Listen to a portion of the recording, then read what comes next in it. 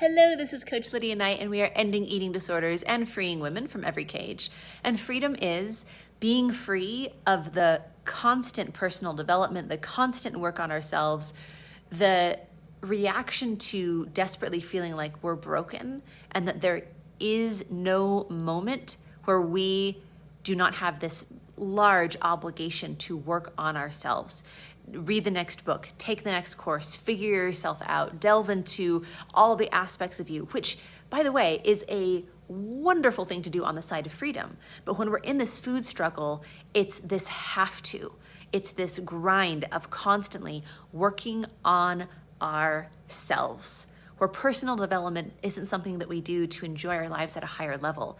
It's something that we do because we're under constant obligation and always behind and not good enough. And if I'm still eating this way, then I must be so broken that I've got to get the new book and the new thing. I'm constantly listening to audiobooks, and I'm going to listen to this podcast. I'm going to read this book, and I'm going to go to this seminar.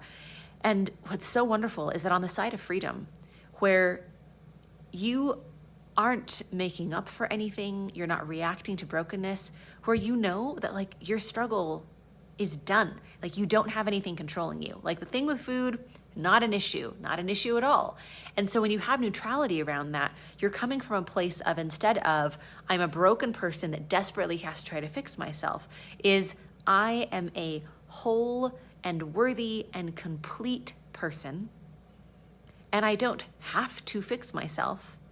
But wouldn't it be so wonderful to live with even less suffering, or with even more mindfulness, or, oh, isn't this a cool thing that I can explore because I'm curious, or, oh, here's a belief that doesn't serve me. Wouldn't it be fun to shift that? And, oh, here's a workshop that I would love to go to because that's just of interest to me.